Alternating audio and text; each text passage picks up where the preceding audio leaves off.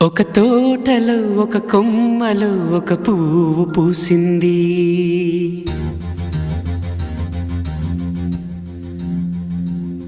మహారాణిలా మహాలక్ష్మిలా ఆ పువ్వు నవ్వింది.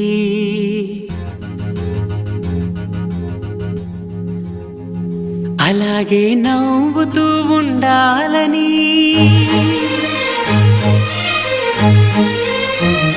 అలాగే నవ్వుతూ ఉండాలని నింగి నేల వాగు వంక చెట్టు చేమ గువగూడు ఆశీర్వదించాయి.